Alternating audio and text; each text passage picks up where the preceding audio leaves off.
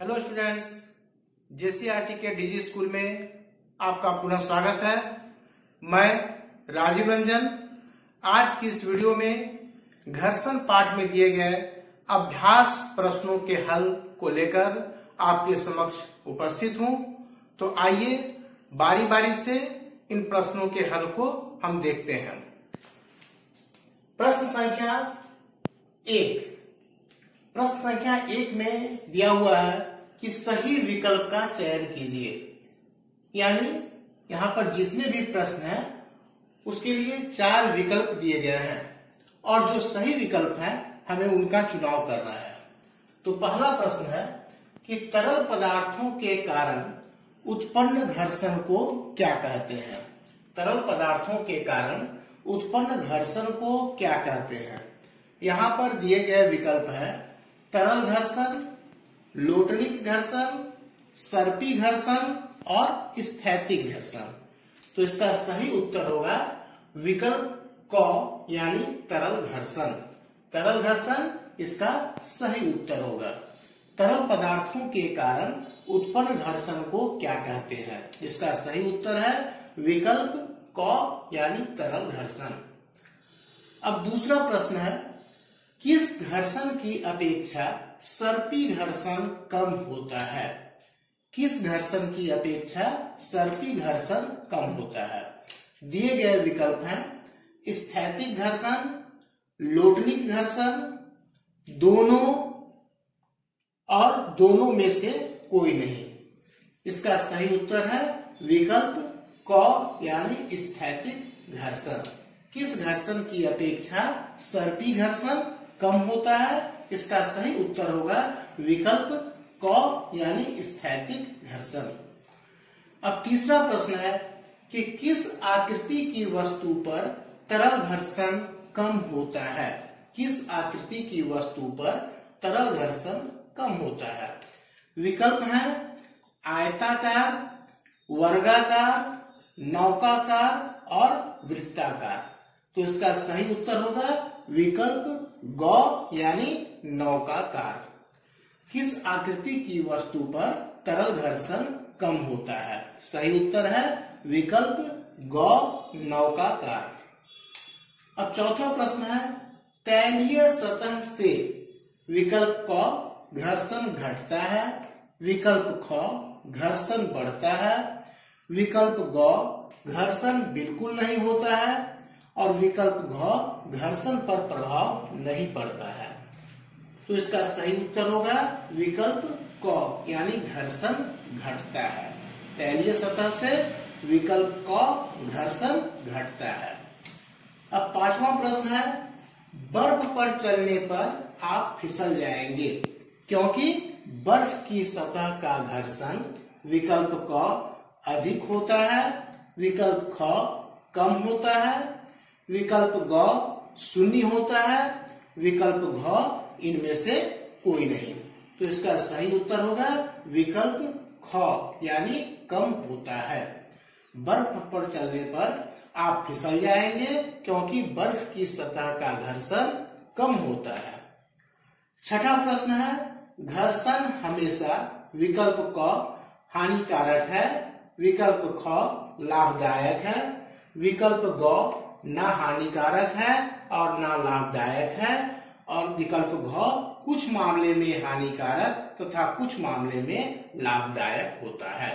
तो इसका सही उत्तर होगा विकल्प घ कुछ मामले में हानिकारक तथा कुछ मामले में लाभदायक होता है। घर्षण हमेशा कुछ मामले में हानिकारक तथा कुछ मामले में लाभदायक होता है। अब सातवां प्रश्न है बॉल बियरिंग के उपयोग से विकल्प क घर्षण बढ़ता है, विकल्प ख घर्षण घटता है, विकल्प ग कोई प्रभाव नहीं पड़ता, विकल्प घ कभी बढ़ता है कभी घटता है। तो इसका सही उत्तर होगा विकल्प ख यानी घर्षण घटता है।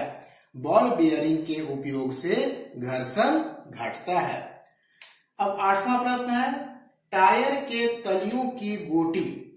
टायर के तलियों की गोटी विकल्प क घर्षण बढ़ाती है, विकल्प ख घर्षण घटाती है, विकल्प ग कोई प्रभाव नहीं पड़ता, विकल्प घ इनमें से कोई नहीं। इसका सही उत्तर होगा विकल्प क, यानी घर्षण बढ़ाती है। टायर के तलियों की गोटी विकल्प क घर्षण बढ़ाती है।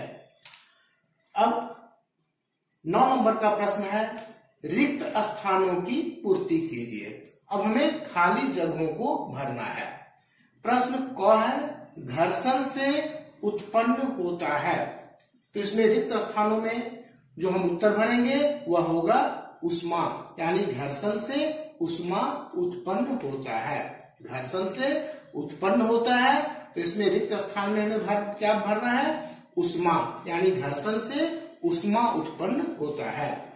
ख नंबर, कैरम बोर्ड पर पाउडर छिड़कने से घर्षण हो जाता है। खाली जगह में यहाँ पर हम भरेंगे कम, यानी कैरम बोर्ड पर पाउडर छिड़कने से घर्षण कम हो जाता है। कैरम बोर्ड पर पाउडर छिड़कने से घर्षण कम हो जाता है। अब ग नंबर है, द्रव एवं गैस को एक ही नाम से जाना जाता है। रिक्त स्थान में जो उत्तर आएगा वह है तरल, यानी द्रव एवं गैस को एक ही नाम तरल से जाना जाता है। घ नंबर, घर्षण पृष्ठों की डैश पर निर्भर करता है। यहाँ पर रिक्त स्थान में जो उत्तर आएगा वह है प्रकृति, यानी घर्षण पृष्ठों की प्रकृति पर निर्भर करता है। 4 नंबर, तरल घर्षण सर्पी घर्षण की अपेक्षा डैश होता है। तो तरल घर्षण सर्पी घर्षण की अपेक्षा कम होता है। अब हम लोग आएंगे प्रश्न संख्या 10 में। कुछ बच्चों को सर्पी, लोटनिक तथा तरल घर्षण के कारण उत्पन्न घर्षण बलों को घटते क्रम में अवस्थित करने के लिए कहा गया। कुछ बच्चों को सर्पी, लोटनिक तथा तरल घर्षण के कारण उत्पन्न घर्षण बलों को घटते क्रम में अवस्थित करने के लिए कहा गया। उनकी व्यवस्था नीचे दी गई है। सही व्यवस्था का चयन कीजिए। पहला विकल्प है लोटनिक, सर्पी, तरल। दूसरा विकल्प है तरल, सर्पी, लोटनिक। तीसरा विकल्प है सर्पी, लोटनिक, तरल। और चौथा विकल्प है लोटनिक, तरल, सर्पी। तो यहाँ पर सही उत्तर होगा विकल्प ग, यानी सर्पी, लोटनिक, तरल। कुछ बच्चों को सर्पी, लोटनिक तथा तरल घर्षण के कारण उत्पन्न घर्षण बलों को घटते क्रम में अवस्थित करने के लिए कहा गया। उनकी व्यवस्था नीचे दी गई है। सही व्यवस्था का चयन कीजिए। तो इसका सही उत्तर होगा विकल्प ग, यानी सर्पी, लोटनिक, तरल। अब हम आते हैं प्रश्न संख्या 11 में। प्रश्न है, ललिता पहिया वाला खिलौना टाइल्स के सूखे पर फर्श, टाइल्स के गीले फर्श, फर्श पर बिछे समाचार पत्र तथा तौलिया पर चलाती है। ललिता पहिया वाला खिलौना टाइल्स के सूखे फर्श, टाइल्स के गीले फर्श, फर्श पर बिछे समाचार पत्र तथा तौलिया पर चलाती है। खिलौना पर विभिन्न पृष्ठों द्वारा लगे घर्षण बल को बढ़ते क्रम में सजाइए। मतलब पृष्ठ के द्वारा जो घर्षण बल आरोपित किया जाएगा उन्हें बढ़ते हुए क्रम में, आरोही क्रम में हमें सजाना है। जो विकल्प दिए गए हैं, विकल्प क है तौलिया, समाचार पत्र, टाइल्स का सूखा फर्श और टाइल्स का गीला फर्श। विकल्प ख है टाइल्स का सूखा फर्श, टाइल्स का गीला फर्श, तौलिया और समाचार पत्र। विकल्प ग है टाइल्स का गीला फर्श, टाइल्स का सूखा फर्श, समाचार पत्र और तौलिया। विकल्प घ है समाचार पत्र, तौलिया, टाइल्स का सूखा फर्श और टाइल्स का गीला फर्श। तो इसका सही उत्तर होगा विकल्प ग, टाइल्स का गीला फर्श, टाइल्स का सूखा फर्श, समाचार पत्र और तौलिया। ये सही उत्तर होगा, क्योंकि टाइल्स के गीले फर्श के द्वारा सबसे कम घर्षण आरोपित किया जाएगा। टाइल्स के सूखे फर्श के द्वारा गीले फर्श की तुलना में अधिक घर्षण आरोपित किया जाएगा। समाचार पत्र के द्वारा टाइल्स के सूखे फर्श की तुलना में अधिक घर्षण आरोपित किया जाएगा, और तौलिया के द्वारा सबसे अधिक घर्षण बल आरोपित किया जाएगा। इसलिए इसका सही उत्तर होगा विकल्प ग। अब हम आते हैं प्रश्न संख्या 2 में। निम्नलिखित प्रश्नों का कारण बताइए। इसमें कुछ प्रश्न दिए गए हैं, हमें उनका कारण बताना है। क नंबर है, एक गेंद मैदान में लुढ़कती हुई रुक जाती है। अब हमें इसका कारण बताना है कि ऐसा क्यों होता है। तो इसका उत्तर है, जब कोई गेंद मैदान में लुढ़कती है तो गेंद और मैदान के संपर्क पृष्ठ पर घर्षण बल उत्पन्न होती है, जो गेंद की गति के विपरीत दिशा में कार्यरत होती है, और इसलिए गेंद रुक जाती है। हमारा प्रश्न था, एक गेंद मैदान में लुढ़कती हुई रुक जाती है, इसका क्या कारण है। तो इसका उत्तर होगा, जब कोई गेंद मैदान में लुढ़कती है तो गेंद और मैदान के संपर्क पृष्ठ पर घर्षण बल उत्पन्न होती है, जो गेंद की गति के विपरीत दिशा में कार्यरत होती है, और इसलिए गेंद रुक जाती है। अब दूसरा प्रश्न ख नंबर, बॉल पेन से प्लास्टिक या तेल लगा कागज पर लिखना कठिन होता है। बॉल पेन से प्लास्टिक या तेल लगा कागज पर लिखना कठिन होता है, क्यों। इसका उत्तर होगा कि बॉल पेन से प्लास्टिक या तेल लगे कागज पर लिखना कठिन होता है, क्योंकि प्लास्टिक और तेल लगी कागज पर घर्षण बहुत कम हो जाती है, और हम जानते हैं कि घर्षण के कारण ही हम कहीं पर कुछ लिख पाते हैं या हाथ से कुछ पकड़ पाते हैं। इसलिए बॉल पेन से प्लास्टिक या तेल लगे कागज पर लिखना कठिन होता है, क्योंकि प्लास्टिक और तेल लगे कागज पर घर्षण बहुत कम हो जाती है। अब ग नंबर में है, खिलाड़ियों के जूते घटदार या कांटेदार तथा वाहन के टायर में ग्रिप होते हैं, क्यों। इसका उत्तर होगा, खिलाड़ियों के जूते घटदार या कांटेदार तथा वाहन के टायर में ग्रिप घर्षण को बढ़ाने के लिए होते हैं, ताकि खिलाड़ी दौड़ते समय और वाहन सड़क पर चलते समय फिसले नहीं।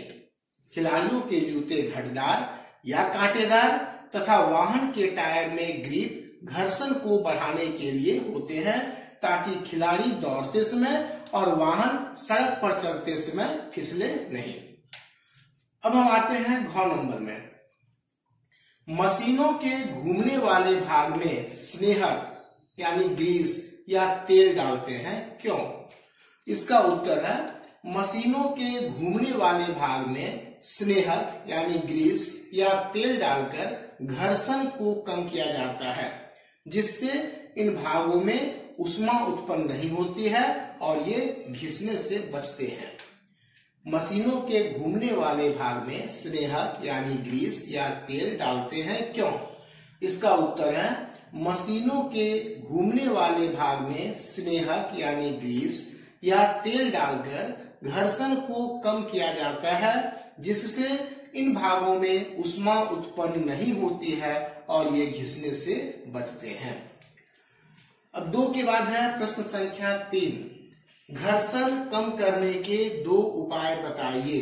इसका उत्तर है, घर्षण कम करने के 2 उपाय हैं। पहला स्नेहक का उपयोग तथा दूसरा है रोलर बॉल का उपयोग। घर्षण कम करने के 2 उपाय हैं, पहला स्नेहक का उपयोग और दूसरा रोलर बॉल का उपयोग। अब हम आते हैं प्रश्न संख्या 4 में। प्रश्न है, एक मजदूर एक बक्से को धकेलकर दूसरे कमरे में ले जा रहा है। एक मजदूर है जो एक बक्से को धकेलकर दूसरे कमरे में ले जा रहा है। उसी समय एक और बक्से को पहली वस्तु के ऊपर रख दिया गया। अब मजदूर को दोनों बॉक्स को कमरे तक धकेल कर ले जाने में अधिक बल लगाना पड़ा, कारण बताइए। इसका उत्तर होगा, वस्तुओं का भार बढ़ने पर उस पर लगने वाले घर्षण बल का मान बढ़ जाता है। वस्तुओं का भार बढ़ने पर उस पर लगने वाले घर्षण बल का मान बढ़ जाता है। एक बक्से के स्थान पर दो बक्सों को धकेलने में अधिक बल लगाना पड़ता है, क्योंकि ऐसी स्थिति में संपर्कित पृष्ठों के मध्य घर्षण बल का मान बढ़ जाता है। प्रश्न था हमारा कि एक मजदूर एक बक्से को धकेलकर दूसरे कमरे में ले जा रहा है। उसी समय एक और बक्से को पहली वस्तु के ऊपर रख दिया गया।